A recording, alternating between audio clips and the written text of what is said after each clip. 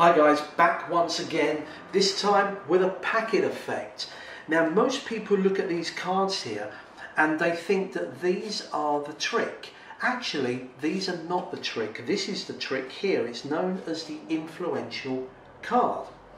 What I'm going to do is add this red back card right into the centre like that. Now if we go through these, we have card number 1, 2, 3, 4, 5, 6, 7.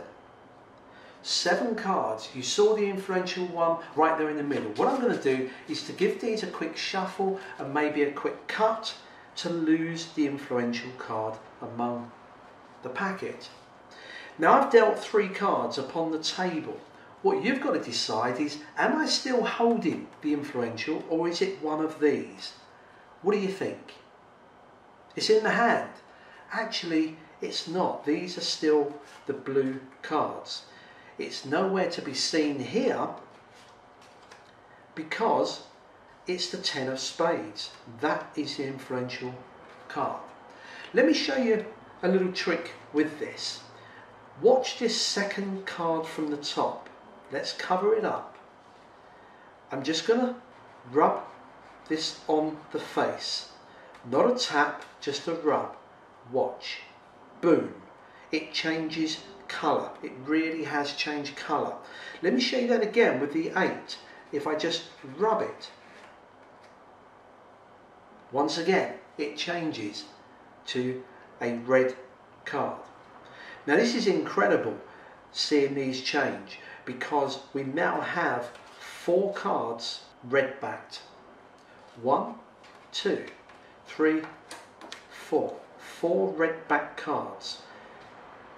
Remember, you don't have to rub the cards, you can swipe and swipe. You see, just by swiping, these blues also turn red. It really has. We now have 7 red back cards in 4, 7 faces. What I'd like to know is whatever happened to all the blue cards. So here's the expose on this particular effect. It's called the influential card, a chameleon card trick. And this came out 1995.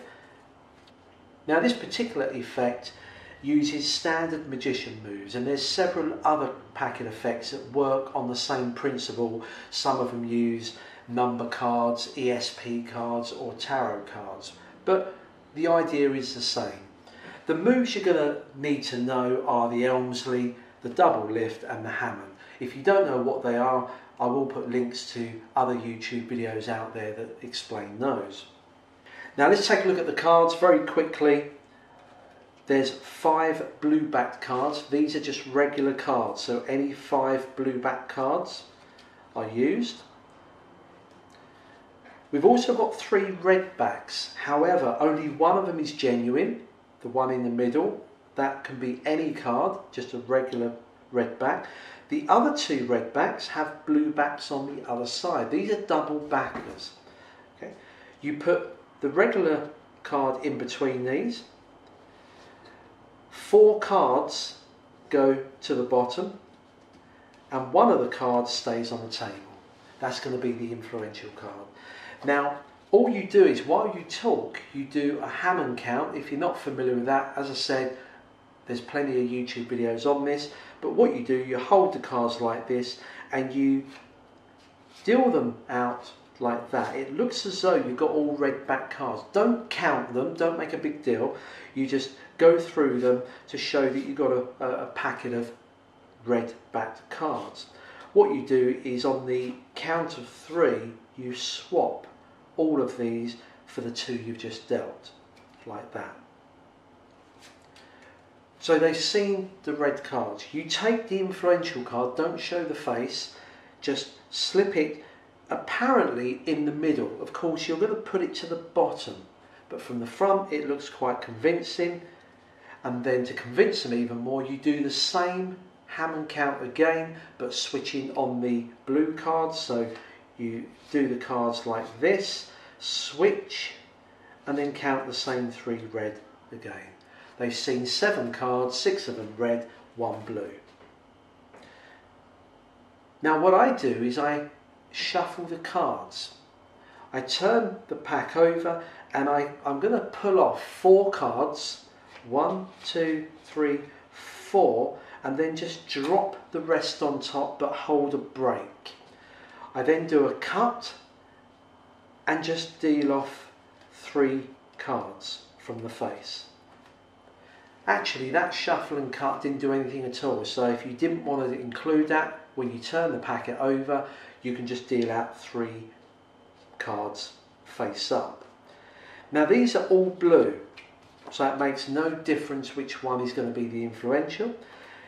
However, on the packet, what you do is you flip these over, you deal off the top one and use it to point to the other cards, because you need to put this on the bottom.